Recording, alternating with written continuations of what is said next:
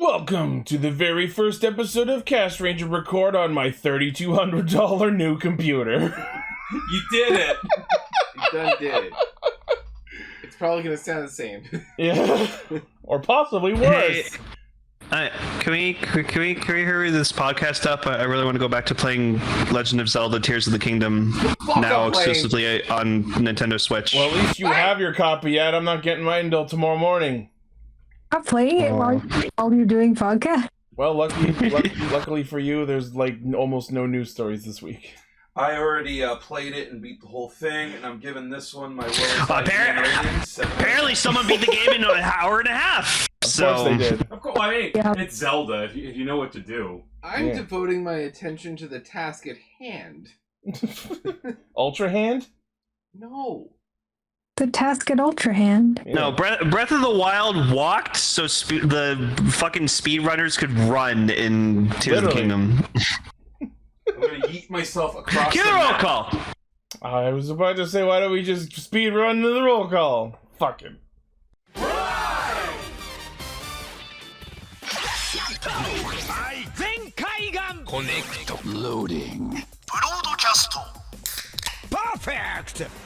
Show running super savant. Level up. Bluecaster super Ichi. Loud and online. Greycaster, Robolane. A spark of courage, the power of dreams. Orange Caster, Global Salt Perka. Respecting the source material. Greencaster. Sand Sheen. Trauma Inducer, Northcaster, Saga. Casting, criticism, comedy, chaos. Radio Sentai Castranger. Welcome to Radio Sentai Castranger episode 435, episode Skuntank. Did you say 435? Yes. Holy fuck. Literally, look, last Right, week was this- 434. Great, this episode's gonna be more shit than last week. This episode's gonna stink. God damn, I'm old. I mean, kinda. Gar's not here. Yeah. Thanks to him, I have to edit a new version of the roll call. Ichi and I are the two. We have Cel, though, so... I mean, I'm here. Cel's here. I'm like Hi. 500 years old. And Emily's here, too. And I'm here. Cell's the, Yeah. according to the Cast Ranger lore, Cell is the ancient warrior from another planet. Yeah. Ooh. Alright, well, thank you for tuning in. If you happen to be joining us for the first time, we are a bunch of Cast Rangers, dorks from Canada, who get together every week to talk about Kamen Rider Super Sentai and a third thing. Well, See, sometimes I just say what we actually are instead of making up a thing. Well, yeah, we had them until you said we were Canadian. No one wants to listen. Sorry. See, I got Zoro now. You've let the secret out. All I can say is, I'm sorry. Well, I got amoebas. I need to feed my children, Ichi. I see the amazing. What children? The children He's that eat food lane. He's referring to his drug addictions, obviously.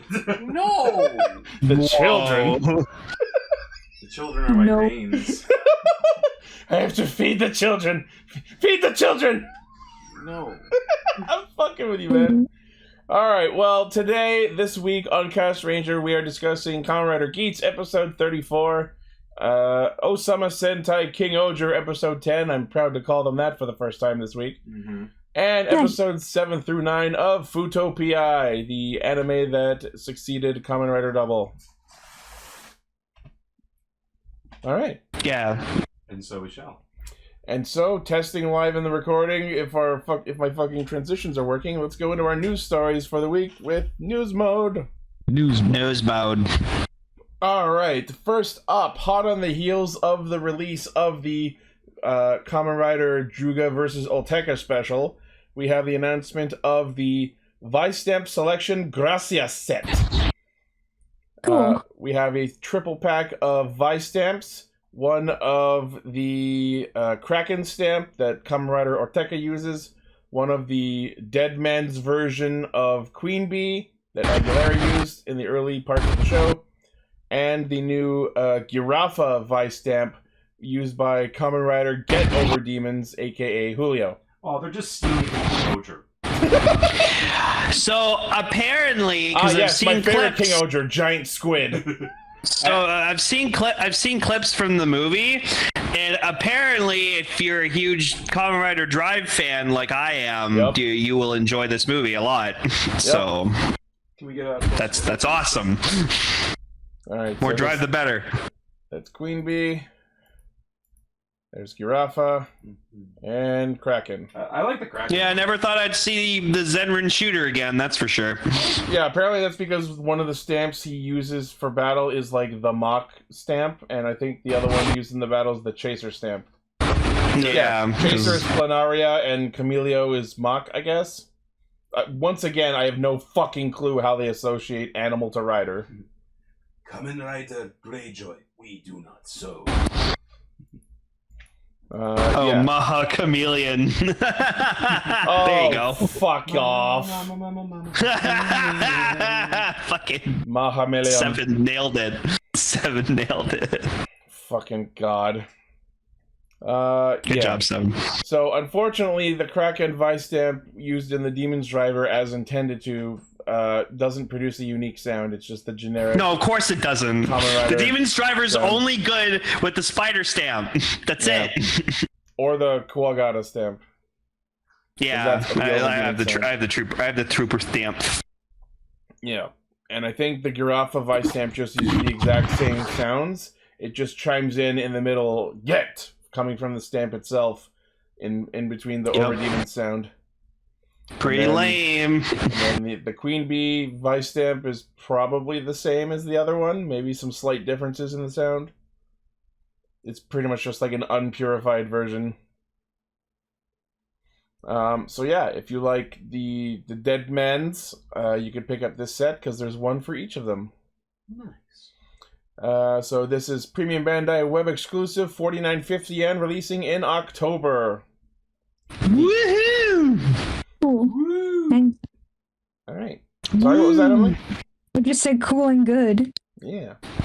Next on the news docket, we have the announcement and images for the SH figure arts of Kamen Rider 02. This is pretty. The Arto version. Yeah, the only one we had the Is version. Yeah, before we had the Izu one. Now which means there's like no visual difference on it. It's just they just pose it differently in the ad. Oh wait, really? Yeah, because both Aruto and Izu use 02. It's the exact same suit, exact same form. It's just a matter of Izu was like really polite about it. Well, no, because I think this one has like a more like masculine mold, and then. Oh, you know what? You're probably right. There is probably like a slightly more masculine shaping to the body. Don't you see? It's the same toy. It's got a masculine mold. It's like a choose your player character gender, male, female. Yeah. Now I can buy 2 02s. Now I can make 04. Wait. Yeah. I still argue that 02 isn't 01's final form. It's realizing Hopper, even though it's stupid. I like how one of the images shows him using the progrising sword or whatever the fuck that was called, but I don't think it's actually included. Like, stop being a bitch. Sorry, Mr. Ant. God, Antcaster. The figure is 150 millimeters tall, comes with the 02 Progrise key, interchangeable hands, Premium Bandai, web exclusive, 74.80 yen, also releasing in October. I don't know why, but it's really rarely satisfying having one of the fans of your show tell you to stop being a bitch. That just means they care. They do. They really do care. You don't want to be with fans who just kiss your ass all the time. Sometimes I do. Oh, there's a comparison. Yeah, see? Okay. Yeah, there you go. Waist goes in, waist goes out. Yeah, there's the female one. The female? Yeah. Female Sorry. species. All right, and our last news story, hot on the heels, paired up with the 02 figure, is a figure of Kamen Rider Hakubi, apparently meant to celebrate the 15th anniversary of SH Figure Arts. Okay. Oh, Yeah, it's just a re-release of Horby. It's literally just a re-release. I don't think it comes with anything unique except for the stand that says 15th anniversary on it. That's not news. Nice suit. I mean, the Horby figure art is really good. Like Horby's an amazing suit. It does look. It was an amazing rider. It's pretty good suit. Yeah, no. Horby carried himself the entire series. He never lost a single fight until he fought Aruto at the end. Yeah. Yes. Surprisingly, Sting Scorpion was super busted. Yes. The figure's 145 millimeters tall. Comes with the attach arrow. The only difference are the new accessories included. The display stand, a limited edition sleeve for the accessories. Oh boy. Premium Bandai web exclusive, 82.50 yen, October release. And Not bad. that is the news. Slow news week. All right. I can dig it. Means less time padding. Can you dig it? Yeah. All right. Well, let's get into Geats.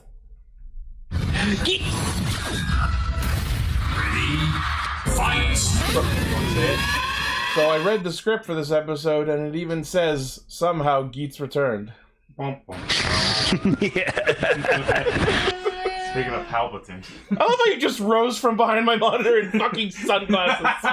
Somehow I only have Cel- one thing to post for this, and I found this meme, Uh-huh. and all I think was, it's this week's Geats episode. Kekera was animated this week. Yeah, I really think that's a guy. Oh no, Kekera's the best. He's Let me ask amazing. you- Out of We'll get nowhere. to that after. Why is I'm really wondering why he's like, obviously it's for the sake of bringing Kawa back, but like the fact that he's now like scheming with Baroba is really weird to see. That's Are we true. calling him Kekiro because he looks like Pepe? No, his name is Kekera. His That's his name. Thank like from Kekera. Spelled like that. problem. Was that the first time we saw like a human version of that character? No, he showed up in his Oh, human okay, suit okay. once before. Yeah, it's because the laser race riser can basically do whatever the fuck you want it to. So he's like, oh, I want to look human, and then It's literally a self-customizing I will gun. say this. I think that it's really impactful that he exposed himself in this episode as just as bad as Baroba. Probably. No, not probably. The two of them are basically discussing the drama and Yeah. reveling how much they're manipulating it. Yeah. I think he's using Baroba to his own gain. So because he's screwing with her. No, I think he's just a different kind of awful. That seems to be the ongoing theme with like the laser raise riser users. They're all some like different toxic aspect of like being in a fandom. Yeah, they're all a different weirdly shade of awful. they're all weirdly parasocial. Yeah. That's actually I hadn't thought about it, but that's right. Also, now we know because Kawa's gone. We know who cleans up around their place. Because Yeah. like you see Sarah just like mourning Kawa, and like the place is a fucking mess. So, What I don't understand about this episode is how the fuck they got Kawa back. Because like he got bubbled and eaten up by the false goddess, and somehow Kekera is just able to just bring him back. I think that's Yeah, I the don't- thing. I think that's the discussion. Like, that shouldn't be possible. Because, like, he wanted Kawa to come back, but he didn't do it until he got Sarah to agree to be a rider. And we know that he did that because he wanted Kawa to have character development by having to fight his fucking sister.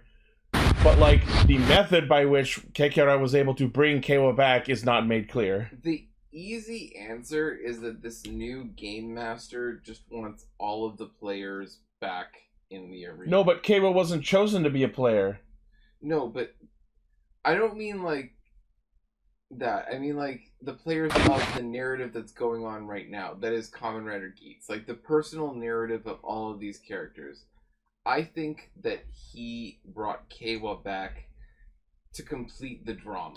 I'm gonna assume Kekera had Kawa brought back because Kekera has a personal investment in Kawa the same way the other Laser Riser users do in their Here's a question, sponsored though. characters. Is this Kawa real? Yes. Do you think so? There's nothing saying otherwise, I think. We've only just seen him back now. I don't think there's been like a fake copy of anyone in the show for there to be a precedent for that. I'm gonna look out for something like that. Just personally, me. That's just me. Also, Claire 2's dead! Yay! Fuck him! I'm sorry, Ichi. He was a very fun, charismatic dude, but he was really getting annoying. So he's kind of an asshole, especially in this last couple episodes. But I will say that I will miss him. Buffa did not hesitate to just fucking end It him. was the funniest shit. Like Geats and Claire 2 are going at it, and we're like caught up in like Geats' fucking heel turn episode going on. And literally, Buffa tackles in from off screen and goes, "No, fuck this!" Just perfect comedic framing. Like it was the best. That was the highlight of the episode to me. Like Buffa is like my favorite thing about this show. So just gut checking him from off camera. Buffa's fantastic, dude. Love him. Every time Buffa your place, trash. Every time Buffa shows up in this episode, I was just like, "Oh shit, here we go again." I know. Just like, how many times do we have to teach you this lesson, old man? That's right. I will say, given Chirami's character, I'm impressed he lived this long. Yeah. This is the kind of joke character who dies in like 5 episodes. And then fucking Ace goes over to fucking Chirami. It's just like, so, are you super powerful? No? Well, how'd it come back? Well, I wished you would. Oh, so you wished me back? No! Also, I'm not your sister, so shut up. Technically, all previous wishes are still true, so you are still my sister. We're gonna get it. They're gonna pull another fucking Kamen Rider soup, and we're gonna get Kamen Rider Surumi. They're gonna do it. They're going to do it. They're gonna do the exact same thing they did with soup. Not talking at the same time. Yeah. It's ended with Baka. Yeah, I really don't know why the fuck our new GM, Swell, I guess his name is. He sounds swell to me. Haha. Moving on. Why is he invisible when he's in the real world? I was gonna say, and it was such a cool effect. Just like as he disappears, I'm just like, haha, I'm naked now. Like he's fucking Hagakure from My Hero. His true body can't be perceived in the real world. Fucking Also, his helmet, as any. His mask reminds me of the Kyoru Greed like helmet. Kind of. That too. I was also thinking it looks like one of the Ganma from Ghost. No, yeah. I mean, I actually really was digging the look of it. Like, I love the effect of like the invisible body, but like with the mask and the hood. And he's the voice of the Vision Driver, and it's the voice of Kirito from Sword Art. Big Dimension's right. It's the cloak that's alive. I don't know. You never know. But it's really. I noticed the opening had some significant changes. What were the big ones? Because I didn't really catch So them, now that we're quote unquote playing a different game, the Desire Royale, which I'll get into that in a bit. But like now it's really weird because like I guess Ace and Buffa are on the same side, and Keiwa has a new intro that makes him look even sadder. Yeah, it was possible. And of course, we have our newest Kamen Rider, Sarah, as Kamen Rider Hakubi. I know we thought she was a badger, but she I forget what animal she was. Someone said it last week. It's not a badger, but it's like a it wasn't a badger. Yeah. Yeah. So the Desire Royale, this new game that Buffa proposed. They even show clips from the Geats Revice movie to mention the fact that the Desire Royale has already been a thing, but they just briefly mention it and then completely drop it, and no one ever questions like why did you rip off the Desire Royale from the Battle Royale movie? May I for a second? Because I just looked up what she is. That is an obscure one. She's right? A civet. That's it. A masked palm civet. Those are that's not your usual animal you see. Is that like close to Tanuki? No, they're closer to cats, but they're their own thing. Oh, so it's more trying to relate her to Neon than her brother. Yeah, Neon. Like here, I will send pictures to the produced by digesting it? Yeah, someone already posted one. Yeah, but this is what they're related to. Yeah. Neat. No, they do kind of look like cats. And of course, the fandom heaved a collective heavy sigh seeing Daichi here again. Oh my god! I saw him and then he showed up and I was just like, go away! Can Buffa kill you, please? I Right? hope Buffa kills him. I hope Buffa fucking destroys him. Yes, I want it to be brutal and visual and lasting. Yeah. Yeah, so they mentioned that this is the Desire Royal. It's literally everyone fights in a fucking PvP battle royale, and whoever wins gets to decide what the fuck happens with regards to the world and whether the DGP gets to keep happening or not. So this is pretty much endgame. Yeah, definitely. I'm really curious to see what Ace's fucking final form is going to be. We know it's going to be Nine Tails. We know that. It's unavoidable now. Yeah. Very true. I will say some shocking development from Neon this episode. Oh, yeah. So she basically, at first, refuses to go to the future with Kyun, as per his invite the previous episode, but then says that now her wish is to be forgotten by the world so that she can move on and presumably then go with Kyun. Worried about her. Sorry? So her fans won't be worried. Yeah, and meanwhile, while we're watching the episode, we were like, why don't you just get canceled like any good celebrity? Yeah, just say we're on Twitter, you'll be fine. And then say, no, it was the medication I was taking. It makes me racist. I shouldn't have taken my Racisol. Someone's gonna use a Firestone on Ace. Yep. Oh yeah, then he'll Very evolve true. into Ninetales. I got it. I see what you did there. I love how animated Kekera was this whole episode. Especially the part where like he looks down and Kekera's just like leaning down, looking at him upside down. That was a good shot. Hi. Very impressive and everything. Even without being able to move. Yeah, it's always interesting when they have those characters that like move in a non-animated way. I think the best example I can give is like the facial movements of Hexadecimal from Reboot. Yeah. You know what I mean? Yeah, like that freeze framing sort of Yeah. like take. Yeah. That's a good way of putting it. Sorry, what were you saying, Emily? I just said it's a good example. Yeah. So Kekera's starting to have his own... I think Kekera is doing what I wanted Gene to do, where like his desire to be the fan of the rider he's sponsoring is becoming so overpowering that it's like twisting his emotions and like making him do some dark shit. If the frog is the final villain, oh my god. See, that's what I was wondering, except in this very same episode, Geats literally talks to the GM Swell and goes, so you're the final boss, are you? And I'm like, well, yeah, just... You didn't have to come out and fucking say it and to eliminate all doubt. It's called being meta, Ichi. Well, this has been a game the whole time, so presumably there would be a last boss. So now the question is he actually going to be the last boss, or are we going to get a secret final last boss 2 episodes at the end? I hope not. Maybe. Just pull a Final Fantasy 9. Since you'll have to destroy her? That Sorry? would be super... Do you think it could be the goddess and you'll have to destroy her? Because that would be super messed up. Kind of leads into what I was talking about earlier. Are they just going to have to pull a Z wave? Should we talk about that aspect? We have to destroy my mom to save her. Oh my god, dare I live the dream? I'm not going to say what I was thinking in response to that. Oh, I can tell. But yes. So, funny thing too, we realized, because there's a big thing with his mom in this one, and, yeah, it's Mother's Day weekend. So we thought Which would have been hilarious, but this episode aired last weekend. But we're close enough. Happy Mother's Day. Okay. Love you, moms.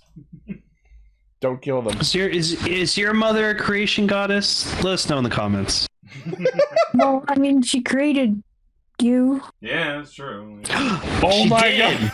I love you, Mom. My mom is forklift certified. She spent Cool. 9 months turning food into a human. Cool. She's turning food into evil? Into humans. That's what pregnancy is, ultimately. Oh, yeah. That is kind of what birth is, but like That's like the most cursed way of saying it. Now those are some overcooked eggs. Oh God, no, Ichi. Oh, I could have gone way worse with that. You're lucky. I know. Gone worse. Something eggs. It could have gone. Anyway, so I'm really interested to see how far Geats takes this. I know I'm not a wrestling fan, but I'm using the term heel turn. Am I using that correctly? Yeah. Seeing him and Buffa fighting for the same purpose is really fucking weird. Well, I mean, it's like the enemy of my enemy idea. It's a soft heel turn where it's like he's still defending his friends, but at the same time, the DGP can fuck itself. And we're seeing some very interesting shades of a potential Geats versus Tycoon arc in the works. And it's interesting because neither of them are wrong in what they want. Both of their interests are contrary to Geats, and that's all it is. It's not as though they have a personal conflict or anything like that. It's not as though like there's some big ethical difference. It's just like there is the difference of the DGP should go on for a couple more rounds. The DGP needs to end right now. That's the discussion. Well, Ace just wants his mom not to do this thing anymore. She doesn't want her suffering. His mom, the DGP can't function, and it's valid. But then at the same time, you look at bare minimum, Keiwa's wish of bringing back everyone. Excuse me. At Keiwa's wish of bringing back all the eliminated players is valid. Do you know what's sad? So we have this interesting dichotomy of neither of them are wrong, but both of their goals require denying the other. Both of them have noble goals, but they're antithesis of each other. Yeah. I'll say this: they all have noble goals. They now have like conflicting goals, but in the end, all Ace wants is to save his mom. Yeah. Like I don't think anyone's like. I mean, like it's selfish in that it only benefits him. Yeah. Really. Oh. But it's funny because, like, the crux of why there even is a conflict is just because Ace is too good and keeps winning. Yeah, it's just kind of funny. If Ace had fucked off for a couple of rounds and let other people have a chance, Tycoon could have gotten his wish, and then Ace can free his mom. But no, Geats has to be a protagonist. Yeah. I'm the red one. Geats has to get all the super forms. I'm angsty. He's too busy being the Tendo of this show. Yes. He refuses to lose, regardless of the context. You gotta win, baby. He's got to continue that undefeated streak. Call him Tim Curry and the Pebble and the Penguin because he refuses to lose. The only time he came close to losing is that one round where he got tricked into being eliminated, and that other round that was called off because the GM was an asshole. And when he got eaten by Ace's mom. Man, I've been on the internet way too long. Can we talk about like the weirdest scene in this whole thing? Earlier? A smile better suits my sister. I can't believe they pulled a Horsefant! Yeah, what the hell? That's an FF14 reference. No, but that line is so weird. Like, ew. But brother, we're brother and sister, and I'm stuck in this dryer. That was the next step to that. A smile better suits my sister. Yeah. Also, piss off. Like. Oh man. I know some. Oh man. Yeah. Anyway, so yeah, Geats is definitely going in some interesting directions in this new Desire Royal arc, and I'm excited to see what happens next. It's actually. I just want Ben and John to come back. They're never gonna come back. He crushed their cores. They'll be back. Finally. They'll be back. Ben and John V Cinema. Garen and Lancer hyper battle video. No, guys, that's the next. Yeah, why the fuck not? You know what? They'll pull a Shinobi and come back in 4 years. Like it's a pretty decent third act like conflict. I'll say that. So yeah, this show's not bad. I'm really interested. Like, you know what was completely absent from this episode? The Jamato. Oh, true. So I wonder what they're gonna do now, or at least what Keyblade Fish is going to do. I think the Jamato are gone. No, Keyblade Fish is still around, and he's inherited Archie's will and memories. I guess trying so. to say it's like the Jamato are a new race that's creeping into the situation. No, they've been around since. No, forever. I know that, but like this is their time. I don't know. We'll see. Could be. We'll see. What, I keep like calling him it'll- Keyblade Fish. We'll see what he decides to do. I feel like we'll see an episode where the Jamato just rise up and properly do a house. They're just like mouse. festering It's in the back. our house now. They'll just be like festering in the background, and then the last episode, just as things seem resolved, giant fucking Jamato. Forget about us! Yeah, that's what I mean. They beat their ass. Like I said, it's the Disney villains in House of Mouse. And then Raiden's eyes light up with thunder, and he goes, "I don't think so." That's how Geats ends. And then we don't get a sequel for another like 3 years.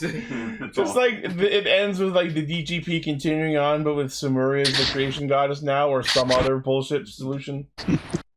It's just Buffa looking over at Ace, just come bow at my feet. He just has Kawa like by the neck. Kawa!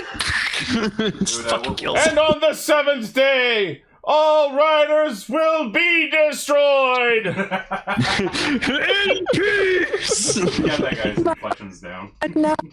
I watched that movie so many times. What was that, Emily? Oh, dude. Sorry, Emily? I just said Buffa is God now. Oh god. Buffa is Shao Kahn. Kamen Rider Geats Who would be is the of no Johnny concern to Cage? us. Who would be Johnny You Cage? let him live. Who would be going, those are $500 sunglasses, asshole. Mary. Okay.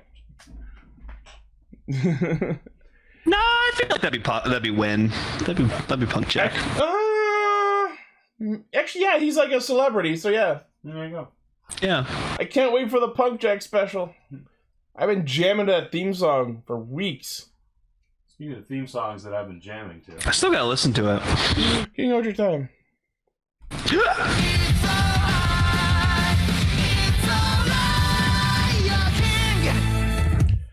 Okay. We're not where I want us to be yet, but this is an excellent first step. We got Transformation. we got like 2 half roll calls at different points of the episode. We got the fucking LegendKingohger. We got everyone teaming up. This is where the show needs to be heading. There's no stock henshin yet, and I'm pissed. And if you look at the Castranger channel, I fucking did something about it. I made an I made a Kuwagata Oger stock henshin as best as I could with what footage I have. But yeah, very, very good episode. Yeah, pretty solid. This is I'm gonna say something that like about the end, but not the ending of this episode felt like if this was in a lesser series, it would have been the ending of the first episode. Exactly. Yup. That's exactly. Also, what I really enjoyed the most was I like that Kaguragi like actually sounded concerned and like worried. Yeah. Outright says like, I'm a manipulative jerk. You can be too. My favorite part of the episode was when they said, "What are we? Some sort of Ohsama Sentai King-Ohger?" Some sort of Ohsama Sentai. I like the fact when the guy came up to him, he's like, "Tofu's in danger. Please be duplicitous, betray everyone, lie, cheat, and steal like you always do, my king." It was just a little like, just like. But that was actually like the point that I wanted to make was that was when I actually realized that I was right about Kaguragi. He's not a bad person. Kaguragi Dabowski is not a bad person. Well, yeah, He is as devoted as everyone else to his kingdom. He is just willing to make himself the villain. He is willing to make himself the manipulator, the liar. In a way, he's doing a better job of it than Gira. Yeah, actually. He doesn't care what you think about him. He doesn't care what he has to do. He'll do what he needs to do to serve the people of Tofu. Mm-hmm. And that's why he's my favorite character in the show. Like, this episode cemented that for me. Nice. What were you saying, Emily? I just said everything I just said something that doesn't add anything. I'm Yes. so sorry, Emily. So Emily, seeing as you've been pretty anti-Kaguragi up till now, what are your thoughts after this episode? I'm not anti-Kaguragi, it's just that he keeps doing things that make me, like, want to spray him with a spray bottle like a cat. No. Like it's, Down, it's Tabowski. annoying you, but it is only just no.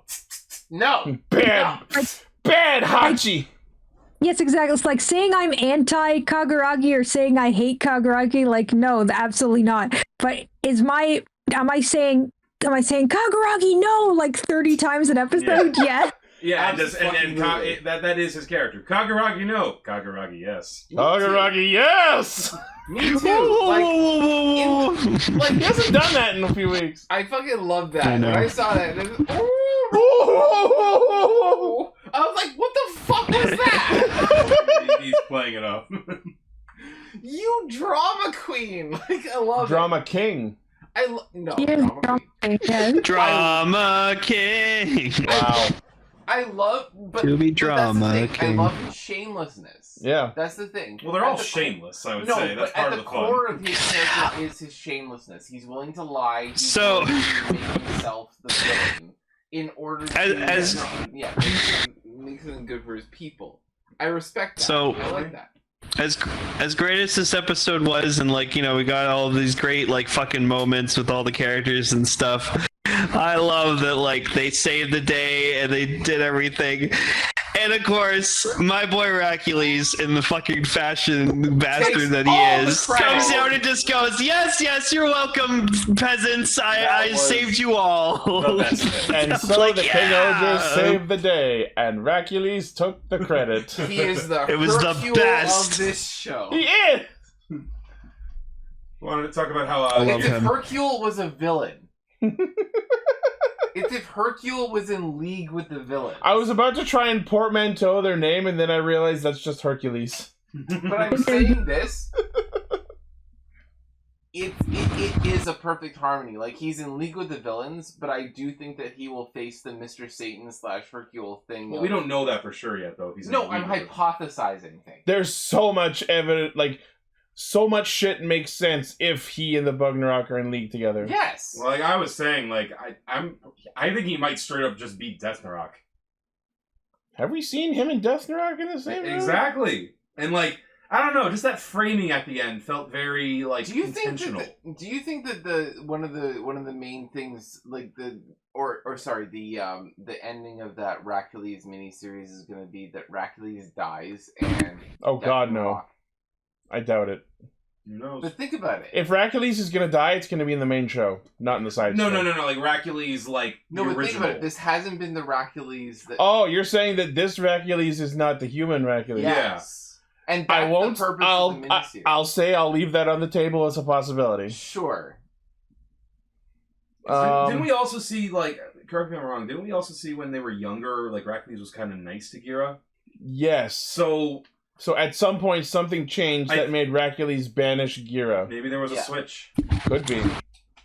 Again, it was because Gira was going to get the throne, and Hercules was jealous. That's the assumption. But why? But we have no confirmation But yes that's or the no. question. Why would he get the throne anyway? Because he's the younger brother. Because he has the power to commune with the Shoe Gods. But so No, but also it's Maybe probably that's because something their we- dad was like, "Oh, you're so pure of heart, young Gira, and I could totally see you ruling the kingdom." Hercules has too much darkness and selfishness in his heart. It's not quite so Jedi Sith, but the thing is, Shugadam is the country of the Shoe Gods. If you look at the opening shot of the country in episode 1, there's fucking Zords everywhere. Their culture is based around these bug Zord gods. So their king needs to be someone who can communicate with them. So that's why that's what leads me to believe Gira, who had inherited the power to do so, would have been chosen to be the next king. Which Yeah. But I wonder why Hercules can't. That's Why what I'm Hercules thinking. didn't? It Emily, could, Yeah, say it again. Sorry. Oh, she was just saying like, "Well, why can't Hercules or whatever?" And It could've been I was just- just gonna respond with, "It's because he's an asshole." it could have been just as simple as Hercules just didn't he wasn't born with it. There was a defect in That's his why I birth. asked. Maybe his. That's why I has to rely on the prototype stuff That's, because that's what I was going to say earlier. I think Hercules' ability to control them stems entirely from him controlling King-Ohger Zero. I think that Hercules sold his soul a long time ago to the Bugnarok?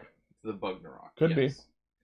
Because he seems like so like. But he's the charismatic one.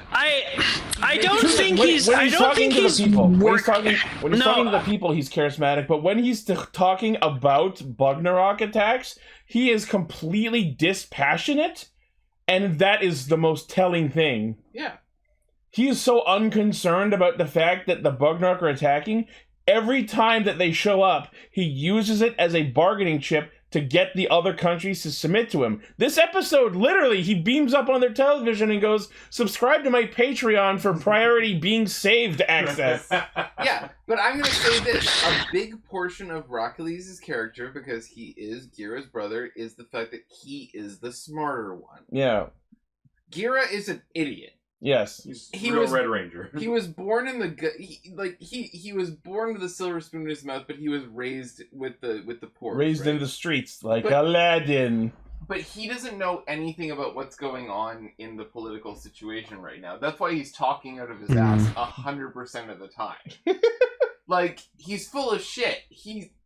You don't want him in charge. No, but the thing is, he's able to back up at least some of what he says because he has Kingohger Zero. And that's what I'm saying. His personality, like, you want someone like him, but he doesn't know anything about anything. Yeah. So you really don't want him.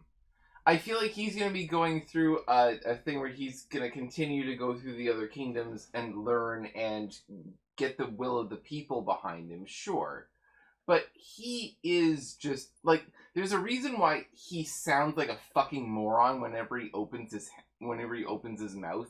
I still am reeling over him in episode 1, just revealing his plan. No, I get it. And I he can't doesn't know what he's doing. He's an idiot. And I still haven't figured out if, when he spilled the guts to Gira in episode 1, if he realized who he was talking to. Of the kings, he is the man with the unwashed ass. What are you talking about?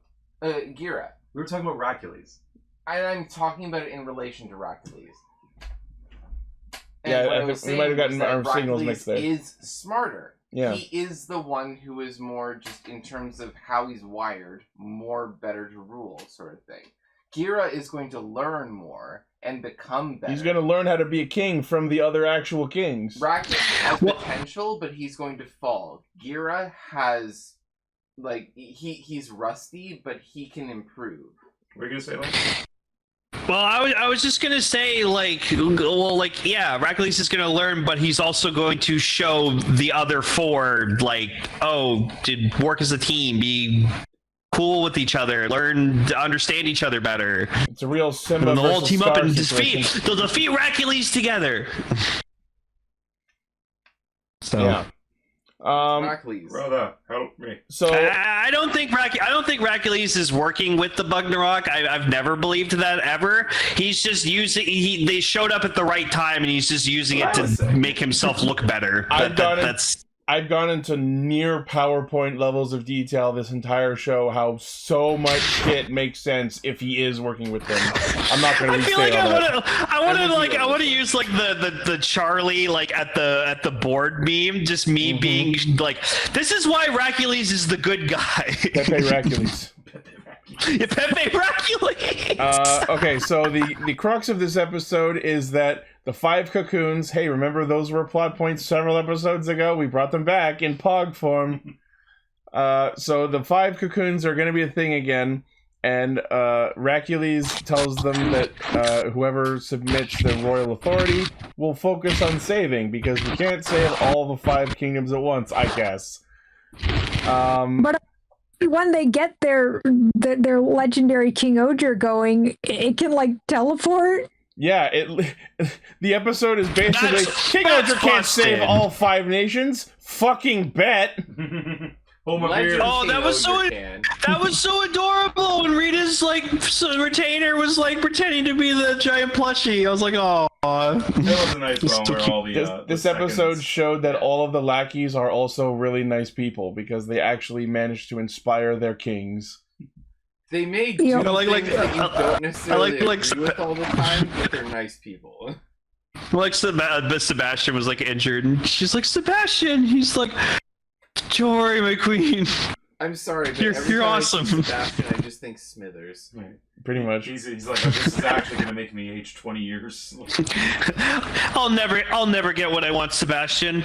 No one does. I will say, like during You poor dear. during that middle part of the episode where all the kings were like, "Oh, we're gonna evacuate," when Yanma's talking about it, he says that they're giving up their territory. So it's not very clear to me whether he meant we're going to abandon and evacuate like the others did, or if he meant he was going to submit to Hercules. They said this in the last couple episodes. Submitting to Hercules means giving up your kingdom.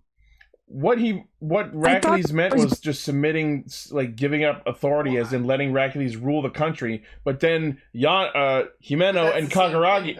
Himeno and Kaguragi mentioned they were just going to fucking leave. They were just going to evacuate the country. Well, wasn't that more to do with the cocoons, though? That it was both. It's like we don't want to have the cocoons murder everyone, but we don't want to hand over the countries to Hercules, so we're just gonna fucking leave. Ichi, that's different than tactics, but the core issue is that if you submit to Hercules, you lose your country.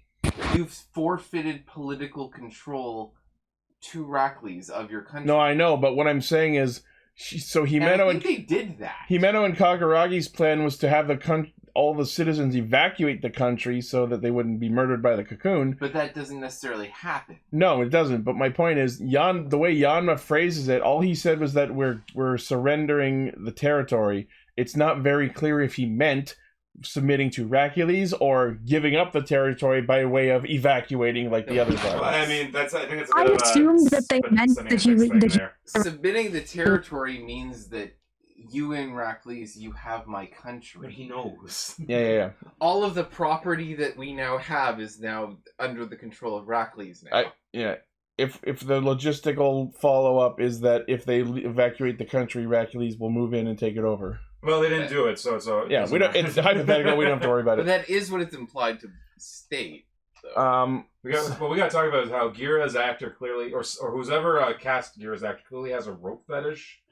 Yeah, once again, Gira is like tied up and hanging from a very high ceiling in this episode for not the first time. I mean, hey, bondage, I get it. Yeah, I random. Yeah. So like Death Narok is talking to him, and then he just gets like tossed up onto this mountain and then kicked down onto this battlefield. That was weird editing. And I also think it was very weird how like the other kings show up and they just go right into the battle. There's literally no commentary of, "Hey, look, you're here. We're a team now." Which is, I guess that's kind of funny because it's like a bit more. Well, yeah, there's mooks around. Like, go.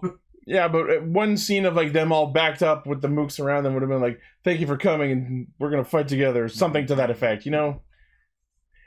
I need to look up like who's directing this because it definitely isn't someone who's done Sentai before. Yeah, no, that was the impression I'm getting from this is that all this the Sentai stuff that is great in the show, but it does feel like you have to put this in every episode.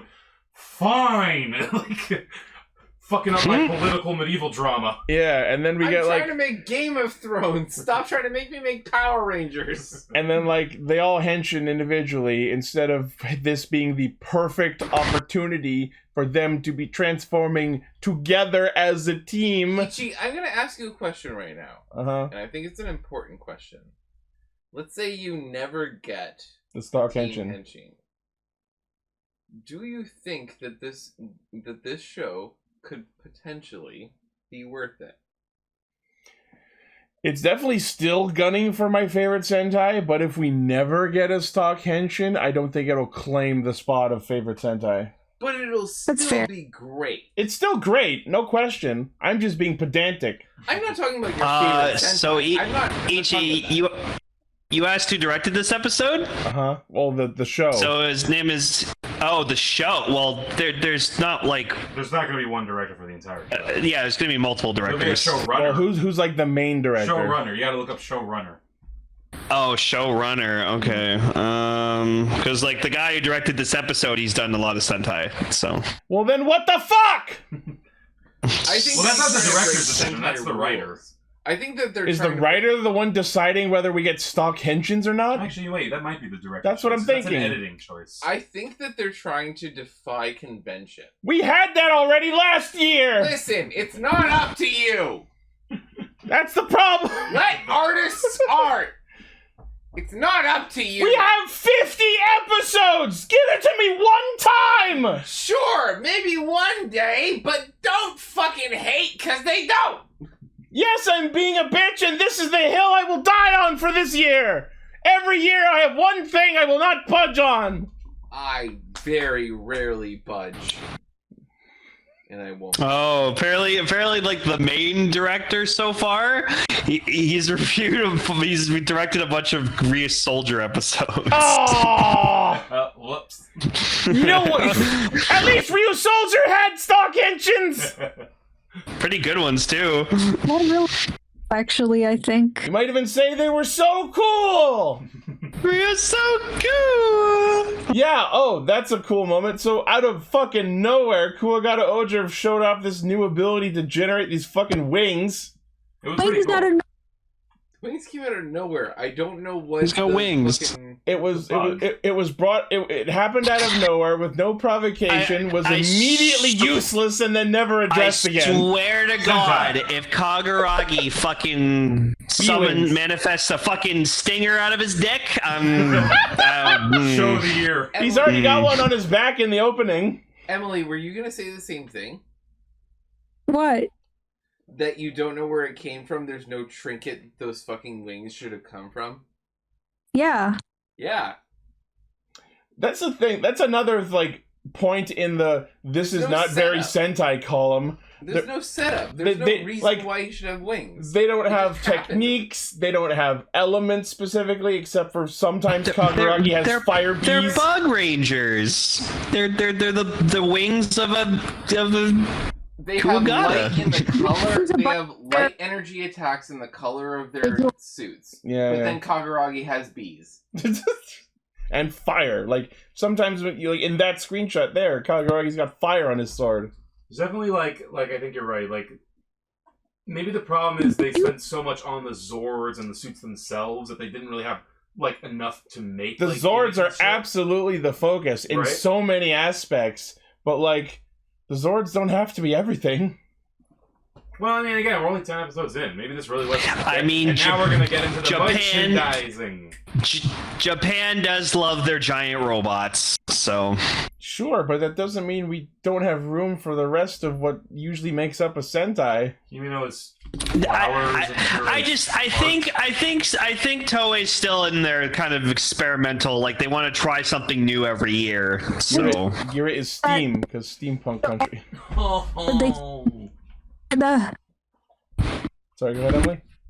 I did notice that they seem to all use like their special weapons this time around, or at least Papillon Ogre did. I will say, Papillon like using her bow to shoot her own fucking caliber was a boss move. It's pretty cool, bro. And then Yanma powers it up with his blaster, and like it was a very cool team attack. Like it wasn't like a actual like special team finisher technique or like a cannon or anything, but they're learning to fight in combination, which is good progress. They're learning to fight as a team. Yeah, as perhaps a Sentai.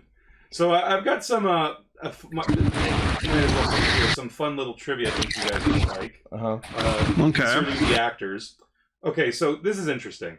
The reason that Kagaragi is always crouching or sitting when transformed is because his live actor Sokaku is considerably taller than the suit actor Shogo Teramoto. Kaku is 6'1", Teramoto is 5'6". Hence why Kagaragi needs to always alter his stance to avoid drawing attention to it. Oh yeah, Kagaragi's a tall fucker. The other one in Ichi, this killed you, and Lane, you're gonna love this.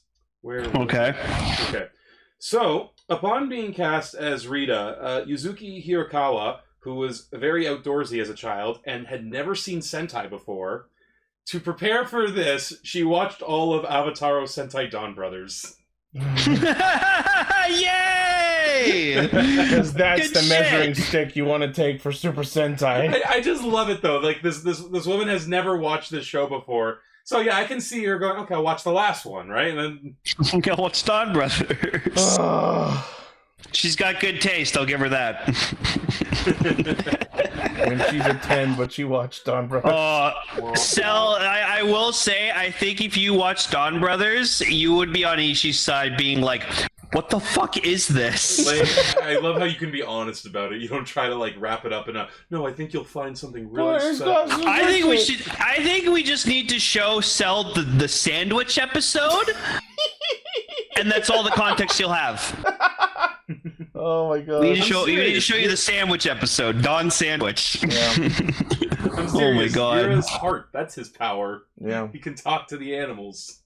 He's the Mati of this outfit. Bark and squeak and squawk with See, the animals. Oh my god. See, that's what's it's funny. Like I never would have noticed until like Cel pointed out that like his suit actor's shorter than the actor, because like in Magic Ranger, like the Red Ranger's like a 16-year-old high schooler.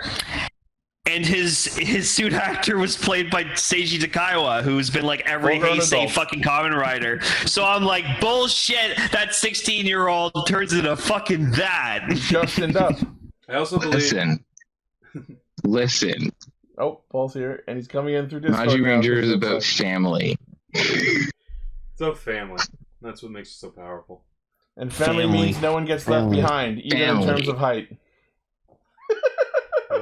But you know, honestly though, I love that because I actually like how like when he's morphed, like how he is always doing something. It's good. It's good acting, honestly. It's like a fighting style. Yeah. It looks interesting. God bless you, Kaguragi Dabaski. So the 5 cocoons hatch, and we get 5 different Bugnrock monsters. That look great. They were all great, and God bless Kaguragi Dabaski. The one with the fucking feather cloak and the gun face that showed up in Inkosopa is my new favorite Bugnrock face. Snail. Yeah, that was... But yeah, so the whole concern is, oh no, King-Ohger can't save all 5 nations if they're attacked at once. We immediately hold my beer. Hold my Zord. LegendKingohger shows up, teleports around the fucking world, fucking rider kicks and beams all of the monsters into one place, and then just blows them the fuck away. Ichi's favorite. Yeah. But it doesn't have a gun face. Anything can happen. But yeah, so before we get a roll call in this episode, kind of, but it's like in 2 pieces. But it looks cool. It was, I swear to God, when they did the second part of it, of them like, the blank king, I fucking teared up. I was so happy. It was really cool. And it's also really hilarious to take particular note that everyone uses their full names, but Gira does not say his own last name. He rejects the Hasty he really line. does not want to relate himself to Hercules, which is fucking... I give him props for that. It's cool. Such a power move. He doesn't like the Hasty name. Yeah. He rejects his family. The wise king, the brilliant queen, the lordly king of bounty, and the unshakable sovereign. Yep. It's cool names, bro. So I love that we're doing this. We're getting a roll call. We're working towards what I think it should. I sound like a total asshole saying this, but what I think it should be. You know what I mean? Ichi. Allow me to pull a page from Himeno's book and be selfish once in a while.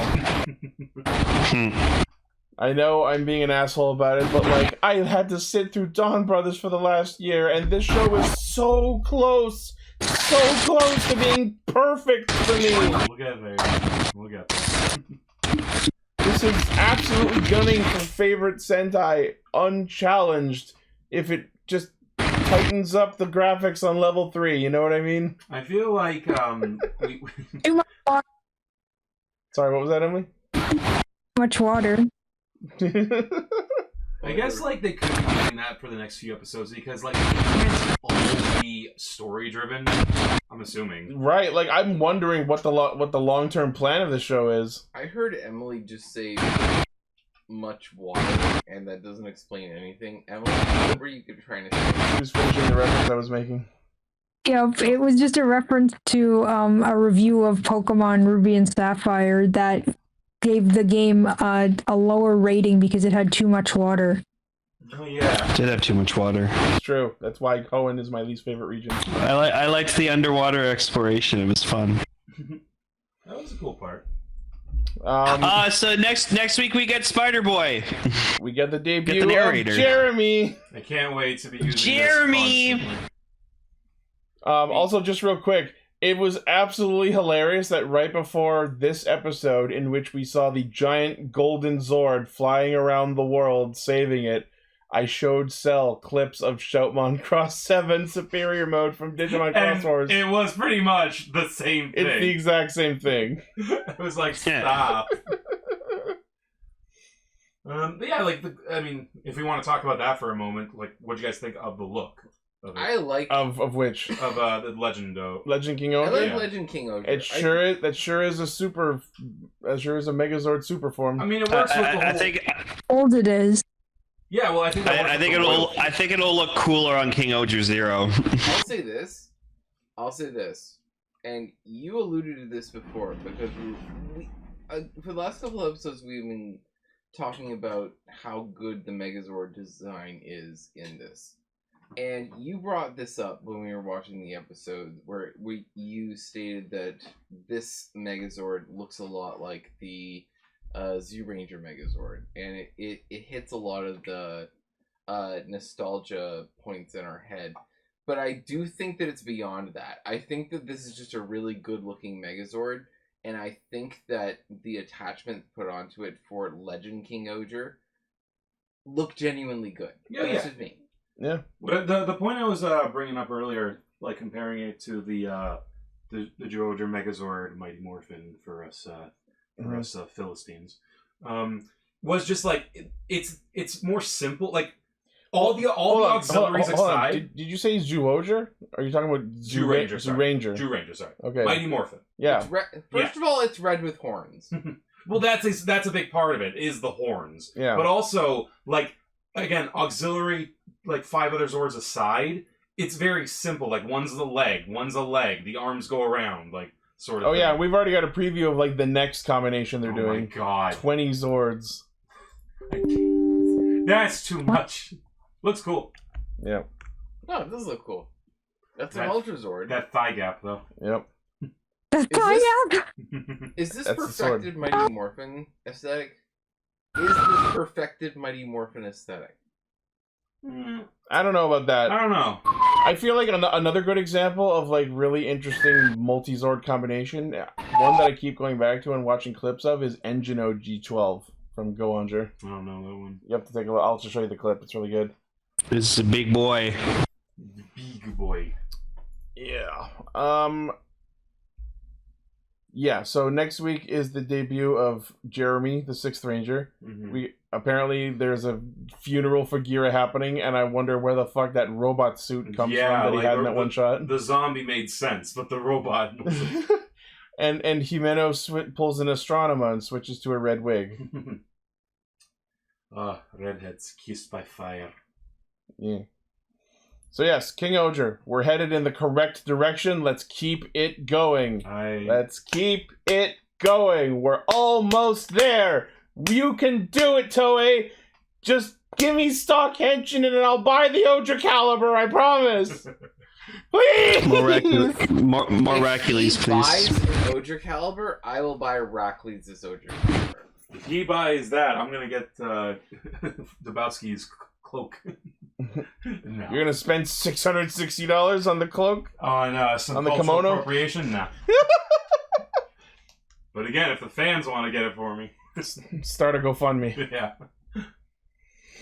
All right, let's get into some Fuuto PI. Hey, bye, guys. Bye, Emily. Take care. Thanks for having me on. I know I didn't really say much tonight. Peace. You Alrighty. did great. Have a good Bye-bye. night. Bye-bye. Okay, bye. All right, Fuuto PI, the anime that succeeded Kamen Rider Double. This, Cel, was your first time watching it, I believe. Yes, it was. I had never even heard of this before. Yeah. So this was originally a manga series that then got made into an anime, and now they're making a stage show of that anime. So we're back to live action. Based off the manga, based off the show. It's all just an Ouroboros of nonsense, isn't it? Yeah.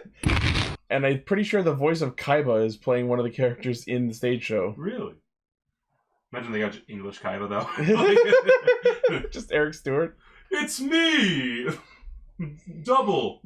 All right, so episodes 7, 8, and 9 make up the Murder Mystery Mansion arc. I don't know. I say what I'm we referring to discuss as. it as an entire. Yeah, that's fair. It's a self-contained arc. Let's not go episode, but like episode 3, episode 4. Yeah. Okay, can I just start by saying, really good looking show. Yeah. Like they take advantage of the Studio Kai does good work. Yeah.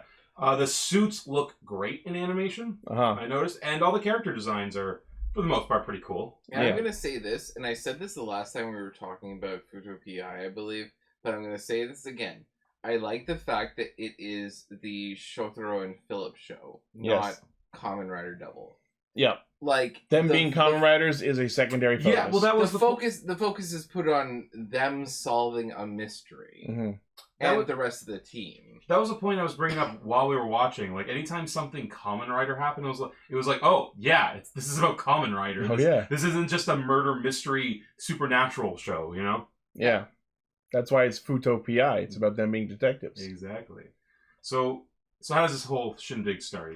The plot of the Rocky Horror Picture Show happens. I just love that stuck in a storm and they get stranded and they get brought to a mansion where it's a completely fucking pedant. Like, I don't like what the reason for them entering this location and scenario is completely fucking stupid and unneeded. Oh yeah, how did that happen? Because Philip got real interested in some specific mushrooms. Shotaro was like, I know where those are, and then they made a day trip out of going out to get them, and then got caught in the blizzard. Oh yeah, it's so hilarious and like it has nothing to do with anything. It's just a completely contrived excuse to get them to. We gotta get them up to the mountain. Look, we gotta get them out there. Yeah, at the same time, completely in character for Philip, because throughout Kamen Rider Double, he would learn about a thing and then just go like rabbit hole. Like, he's the kind of kid who would be up at 4 a.m. reading Wikipedia articles. I need to find this specific cricket. Shotaro, so me in high school, I read Wikipedia all the time. I'm pretty sure the previous episode ended with, Shotaro, did you know that men can love other men? What? Do you know about the gays? Have you learned about the gay? So yeah, we find out that this guy, he's very rich and he's choosing a bride to have, and so they're all wearing masks because he doesn't want to see what they look like, because he wants to know them by their personality first, and then personality. It's a really weird reality show we walked into. I was right. I was gonna say, and like, it's The Bachelor. Except for rules. No, wait, there was this stupid fucking dating show. Like, my mom watched all that shit. There was one where they were all wearing masks. Is that the one JonTron talked about in his video, where they were all made up to look like animals? No, but that's another... Guys, you're just not reading the room. No, what was it called? It might have just been called Mask. I don't know. But, Jesus Christ. What were you saying, Lane? I was just saying, like, and out of the 4 women that we get introduced to, 3 of them are fucking huge ass bitches. Like, they're just up their own ass about everything. And then we have Kana, who's a fucking Vizard. Okay, I don't know what, like. She started out very weird, because like, she's the one who finds Shotaro and Philip in the storm. She brings them here, and like they're like, oh, thanks for helping us. Yeah, okay, I gotta go now. If you see me, don't mention my name or talk about my face. Thanks. Okay, bye. And they're like, she's the red herring. Okay. She acts so weird that the viewer suspects her. Yeah, exactly. That was my first thought. But in the end, she had the least amount of guilt out of anyone. By the way, I found the show. It was called Mr. Personality. Look at this shit. Oh. All right, Dr. Doom League. Right? What the hell? Wow. Watch it. This is my favorite Sentai. These are the mooks. Yeah. The dopant that we get introduced in this arc is the alcohol dopant, which was pretty fucked up looking. Like, it's one of the dumbest dopants I've ever seen, but it had some power. It was very fascinating in terms of what it was, and apparently at the end we find out it is apparently, like, by a user, that they're referenced as a high dope.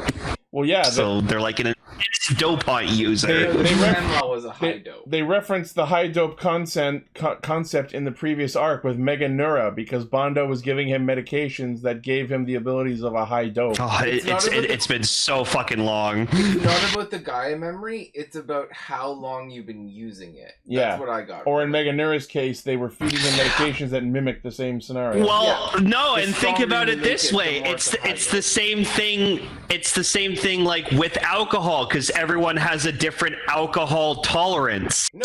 Some people can really drink for a long time and they barely feel a thing. Other people, like myself, you take 1 or 2 beers and you're fucking done. Kamen Rider Double is and has always been an allegory for the negative effects of drugs. Yeah, I said this during the watch through. You can take the flash drives of the Gaia memories. You can replace syringes, and it's actually much more honest. Yeah. And the biggest example of that was in Double with the fucking high schoolers who were like sharing the bird Gaia memory, dopant memory. They were passing it around. Yes. Oh, the bird was so ugly too. I hate Gaia it. memories are drugs. I know when I do yes. No, I know. Of course. I always do that. Shady businessmen on back alleys. Just like the 80s. God. Doll dopant was the fucking creepiest one. Yeah, so over the course of these 3 episodes, the women start getting murdered, and we eventually find out that technically there were no murders because they all just succumbed under the toxic effects of the alcohol memory. Well, I mean, basically, like the person who orchestrated the situation would be criminally responsible. Yes. Yeah. She caused the deaths indirectly. Yeah, like Jigsaw has never killed anyone, but he's still responsible. Yeah.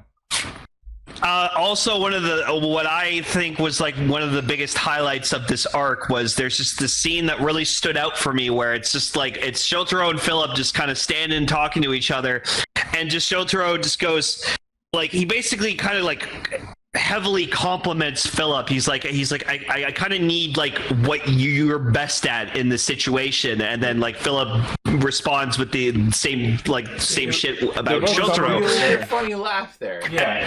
And then Shotaro just kind of realizes like it's like I think for the first time in a while we need to like work together to like solve this. And I was just like, yeah, because they're kind of like they always like try to do things themselves, but then in the end they realize that like together they're at their strongest, which is why it makes them such a good team. I was really like, aren't these guys besties? Like, they're besties, right? Yeah. Then they should be, yeah. And that laughter, like when they were like, when they had their Beavis and Butthead moment. Yeah. And I was like, yeah, they're besties. Of course they're gonna act like this. Dare, dope and abuse resistance education. Yep. It was a real home saying, "Watson, I need you." Like pretty much. Also, we get the official debut in Henshin of Kamen Rider Cel and Trial. It was beautiful. It was beautiful. It was great, and we got the funniest shit where like. She's like the chick's reading like the notebook or whatever like that, and she sees like Akiko writing it like my hubby is a bike, and she's like, oh, he probably means like he rides a bike, and then like literally he transforms into Excel, goes into bike mode, and just goes ride me. He just goes quick, come on my back. Akiko gives Tokime permission to ride her husband. Ride me. Also, really smart big brain move. Like they get like stuck in a tunnel because of snow, and they use the Revolgary to fucking drill through it. And I thought that was great. I never would have thought of that. That was amazing. We were saying earlier, like this like arc is basically like Paul's dream, where it's like, oh, let's go to a mansion where it has a harem, and you're Kamen Rider, and it's a murder mystery. Yeah, that just like checks all of Paul's boxes. And many of mine. Also fucking Kyuya, the guy with the golden mask. I love that. I love that there's a point where they're like, wait, weren't you drinking whiskey? He's like, oh no, I don't drink. I was drinking tea. And they're like, fuck! It would have been nice to know that. What was that character's name? Kuya. Kuya is the biggest Chad ever. It was so surprising that he actually turned out to be a decent dude. Yeah, he would like. I fell in love with the guy the moment he said like. it was like you find out I had no idea. Like my grandma's fucking crazy. I love his reaction when if I were to find a girl who had no fear like that, oh, that would be the one for me. Like yeah, like he's respect that, genuinely doing this. Like he's not because he's introduced. He's wearing a fucking Zeus mask. No, Yeah. you know what it is? I think it was like she was egging him on, just like, oh yeah, this is great. Wait, you mean this is like a real codified? Oh, okay, this is weird, but no, but this is exactly who I would take. I think what made Kuya's arc perfect is the end of the first episode. They're like, oh shit, so like some murder shit's happening, and like we might end up with only one alive. Would you really be willing to marry a murderer? And he goes, oh fucking course I would. My man gets it. What a That's power hot, move. man. Yeah. I love it in the very ending where he was like, so now I'm gonna do the responsible thing and get a job. I'm gonna get a job and find a nice girl. I have no money, so I can't pay you for solving this case, but when I get a good paying job, I will happily pay you. I'm gonna find a person who has another income, and I'm gonna pay my rent. Well, because Shotaro always he acts like he's just doing it out of the goodness of his heart, and Akiko just chimes in with, "No, you idiot! This is a business. We're making money." You need to put on the lights. Yeah. And then we got at one point we got Excel, like he henshins or whatever, and he says like Frikuze, and I'm just like, ah! Yeah, we got to see him fight the JoJo Dopant, and by that I mean the Scream Dopant. I'm glad we got to see Trial. I'm very sad he didn't use the Trial Maximum Drive, where like he like activates the timer and he goes like. Like I love that shit, man. So, so good. What'd you think of Maximilian Pegasus in this? Oh, Bondo? He's totally Pegasus. It's like halfway between Pegasus and Sieg from the later season. I thought that was random. He showed up. Like I was like, wait a minute, why are you here? It's like, he's what there the fuck? just to observe. Is anyone here actually watching this show? I've already watched all of it. Oh, is he? I still have to watch the last three. He's the main villain. Okay. Pegasus. Yeah. Oh, and then also we get to see the debut of Double Extreme in the anime, and it just, of course it didn't disappoint because it's fucking Double Extreme. It's badass. We hear Philip yell like for the extreme memory, and we just hear those fucking iconic, easily recognizable fucking sounds from that thing, and I was just like, yes, more of that, please. And I love how they came up with an excuse to use both Hisatsus. We get Prism Beaker and Double Extreme. We had to hit it the first time to expose the memory, and then we hit it with our weaker attack so that you don't die. Also, it was interesting. Usually they use he usually uses Heat Luna and I think Cyclone or Joker in it, but he used Triggered Metal, and I was like, oh. Yep.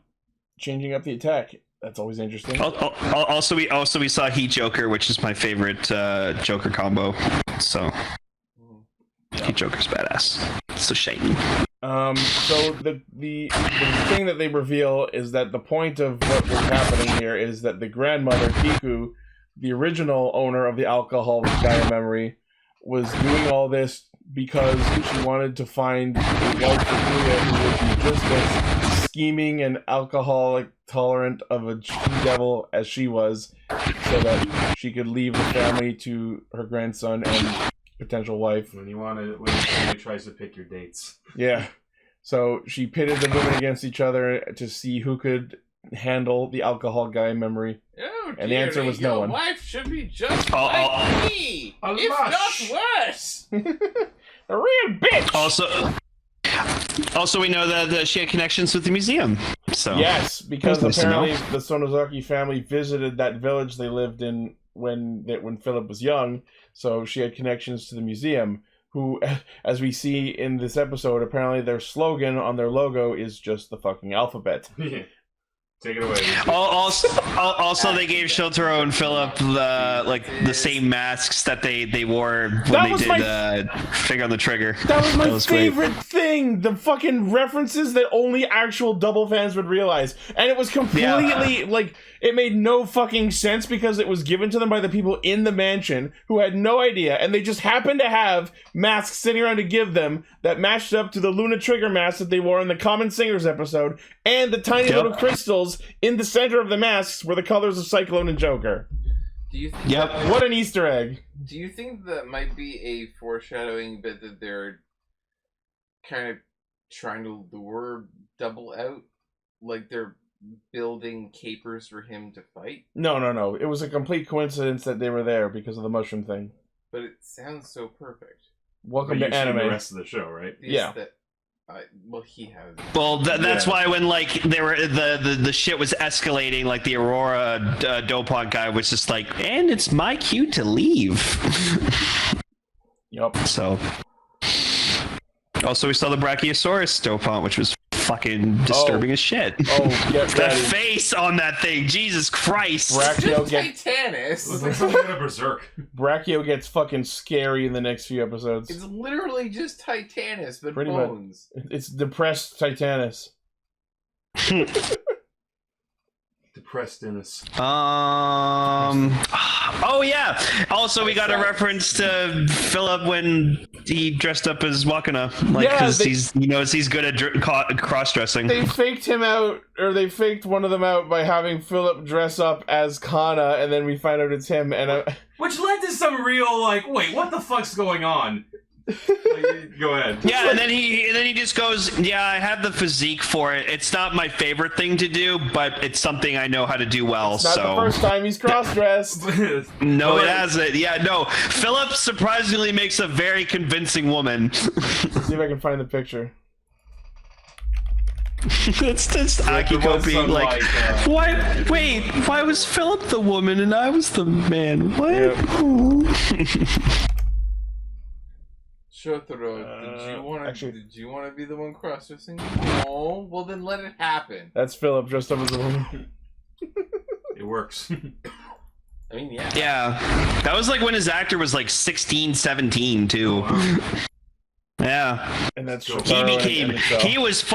became a huge star after Double. Like he was like the prime sponsor for like Fanta for a while. It's been a challenge getting him back at all for any sort of like crossover movie ever since. Hell, even Shotaro's actor doesn't really show up for shit anymore, which is sad. Never question the power of youthful androgyny in Japanese marketing. Oh yeah, just works. Like that's just what they go for, and once they find one, they just throw all the deals at you. Yeah. Also, I love that like Shotaro's VA in this like knows to cater to like the actual like actor with like his English, because sometimes he like uses like English words. Yeah. When he's like describing like a woman or something. I mean, we can chalk that up to the writer more than the voice actor, but they did. Oh yeah, the writer knows. Everyone in the show, though not the original actors who portray the characters, everyone does a good job. I don't really have a complaint about any of the voices in the show. Though there was a funny thing at the end where, like, basically through the whole thing, like, I was just like, when they got there, we're all like, oh, it's The Shining, or oh, this is a Silent Hill thing now, or it's Resident Evil. But like the joke I kept making throughout is like, because they got snowed in, eventually someone's gonna go to a hamster and say, "Okay, Nibbles, I need you to free me. Godspeed. Now chew through my ball sack." And then at the end, turns out he did. He sent the Fang memory out so they could get cell signal. Quick Fang, chew through my ball sack.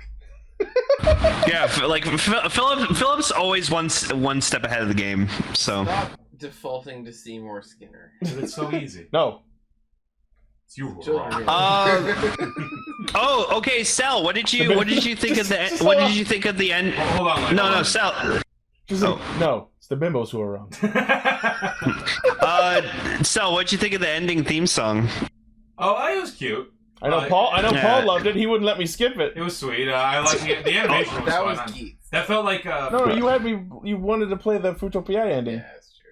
Yeah, it's a good song. I love it. It's a fucking banger. It's cute. I like the animation. On yeah, there's rotoscoping in that. Yeah, it's neat. There's some really good rotoscoping. They there's some good imposed motion the capture animated dancing. characters over the actual location, which is a nice touch. Yeah, that was cool. I really fucking loved it. I love the Fuuto PI. My fair lady. The underground. Is it better than Double? Oh, that's a tough sell. No, I know. I don't think so, but that's largely because this is only a 12-episode show as opposed to 50-episode toku. Honest question though, but like it's a good follow-up. The direction. Yeah, like if you've watched Kamen Rider Double and you're a huge fan of Double, you're gonna fucking love this. This is just like icing on the cake. Although, as we Cherry said on top. before, they've written it in a way where you don't need to have seen Double, and you can still follow 99% of it. Yeah, Yeah. I was saying this before. Kamen Rider Double is Kamen Rider Double. This is the Philip and Shotaro show. Yeah. Yeah. Like you're And then they here just to had a watch lady them with big boobs. solve a mystery and turn into Kamen Rider Double to solve the problem because there's always going to be a monster. What was that about the boob line?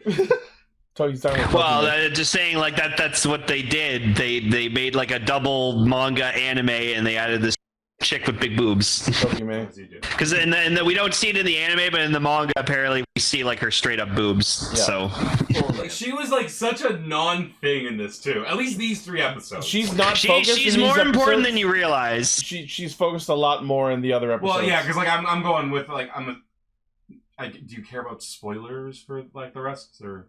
I mean, I've already seen it all. Well, that's what I'm gonna say because like we were saying, I think that's her. That's what's his name? Bondo. Bondo. That's her brother. Well, the thing is, the season is 12 episodes long, but it doesn't tell the entire story because the manga still We're gonna proceeds get a further than season 2 and So you know it. they haven't done it, or they haven't like said anything about them being related. But like their hair is so similar that is the like theory. she was giving him looks too. Like Yeah. she was doing the wait, I know him. Like Yeah. trope. Her powers are at least the same as his. They definitely have history. Like she's a member of the Shadow Futo crew in some capacity. History or Are not? they getting a season 2? Do you know? I don't think we've heard anything to that effect, but I hope so. When did this come out? Like last year. Oh, okay. So good. This is only just the first season of something. Yeah. Yeah. So yeah, cool. that is the Murder Mystery Mansion arc of Fuuto PI. Very good. Fuuto PI still nailing it. Yeah. And that brings us to the end of Castranger for this week. Oh my god! Jikai Radio Sentai Castranger. Next week we're gonna be watching the 3rd Yodana special, Yodana's Valentine. Yodana. All right, I gotta watch part 2. There you go. I don't know what this is. Pretty much the horniest thing Sentai's done in some time. Oh. Yeah, it was like probably one of the more interesting characters in Kira Major, and then she got her own special because all the dude fans were horny on Main. Oh, she's like probably the hottest thing to happen to Sentai in some time. It's like Rita's Yeah. daughter. Find a better shot. I mean, she's got a sexy new outfit in this fucking part too. And she makes out with a chick. I'll try. Well, you have a week. I'll maybe be back next week to talk about this. If I won't. I'll watch it. I'll watch it. Yeah. I'll give it a shot. Whether or not I come back. Make it worth my while, chat. Chirami. What do you mean make it worth your while? I'm telling you, this is the horniest thing Sentai's ever done. Listen. Look at it. There's a gif of her eating a fucking popsicle. Oh my. Yeah, she does this thing with her tongue, and she Enlarge gets. it. Enlarge. Enlarge Wait, it. there it is. Oh, See? magnify. Zoom in and Yes, enhance. magnify. Yeah, she was like so committed to the villain, and then the villain betrayed her, and she's like, "Wait." If you've seen this image, you would have sworn it was like a fucking porn parody. Well, never say never. Well, again, part 3, she apparently makes out with a chick. Yeah. So, That's not. Yes, that's her gimmick. yeah, she sticks her tongue out, and then it goes, eh. She's the Ahegao monster. She's So long. Yeah. Alright, anyways. Is that all lore? Oh, yeah. Yodana's got a lot of lore. Villain Wiki. A lot of lore. You know what? Fine. I'll be back next week, you fucking assholes. Alright. I'll talk about this. Alright, well, It'll be- anyways. it's Yeah. Thank you, everyone, for listening, watching, liking, favoriting, sharing, subscribing, hitting the bell, and being awesome. Yep. As always, the primary source of our hijinks is castranger.podbean.com. From there, you can find our Facebook, Twitter, Patreon, Discord, merchandise, and all of our cool shit. I love you all. Yeah. For what that. I love you all more, so. I love you all most. I can take it or leave it. Damn it. I don't know what I could possibly say to convince you to spend Christmas with me instead. I just decided to be something awful. Your Christmas is not going to be good. Anyways, night! Thank you. Good night. Bye. We'll see you next week. Peace.